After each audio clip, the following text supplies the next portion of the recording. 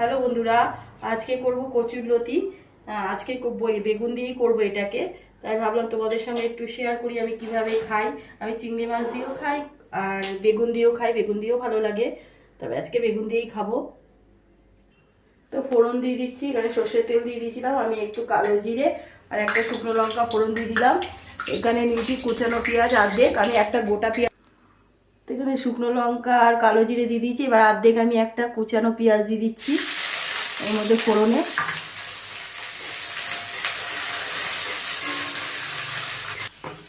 তো পেঁয়াজটা আমার লাল লাল করে ভাজা হয়ে গেছে। এবার আমি এর মধ্যে দিয়েছি অর্ধেক পেঁয়াজ বাটা আর রসুন বাটা 4-5 কোয়া, আর একটু কাঁচা আম 2-3 টুকরো আমের টুকরো আমি বেটে নিয়েছি একসঙ্গে পেস্ট করে। এর সঙ্গে এবার দিয়ে দেবো ফোড়নে, এটাকে কষিয়ে নেবো মশলাটাকে। এইভাবে খেয়ে দেখবে বন্ধুরা, লতিটা খুব সুন্দর লাগে। যারা চিংড়ি মাছ দিয়ে খেয়েছো আর যারা বেগুন দিয়ে খেয়েছো তারাও জানো, আর এইভাবে বানিয়ে খাবে, আশা করি ভালো লাগবে। এবার কষাতেই এর মধ্যে যা যা জিনিস দেওয়ার আমি দিয়ে দেবো।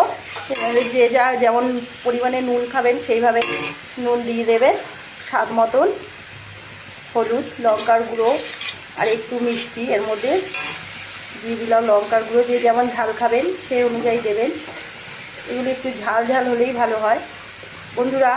কচু জাতীয় জিনিসের নিজস্ব কোনো টেস্ট নেই, একে নিজের হাতে করে বানিয়ে টেস্ট বানাতে হয়। দিয়ে দিলাম লঙ্কার গুঁড়ো পরিমাণ মতন, আর দিয়ে দেবো হলুদ গুঁড়ো। লঙ্কার গুঁড়ো, হলুদ গুঁড়ো, নুন সমস্ত দিয়েছি। এবার একটু দিয়ে দিলাম চিনি। এবার সমস্ত কিছু দিয়ে একসঙ্গে আমি ভালো করে কষে নেব। তো আমি একটুখানি অল্প একটু জল দিয়ে দিচ্ছি যাতে মশলাটা পোড়া না লেগে যায়। এবার আমি ভালো করে এগুলো দিয়ে একসঙ্গে সব ভালো করে আগে কষিয়ে নেবো। যেহেতু আমার লতিটা আগে থাকতে সেদ্ধ করা আছে, বেগুনটাও ভাজা আছে। এবার আমি ভালো করে মশলাটাকে আগে কষিয়ে নেবো, তারপরে সমস্ত কিছু ঢেলে দেবো।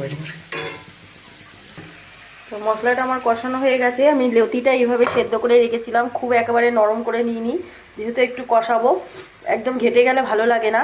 এবার আমি এগুলো দিয়ে দেবো।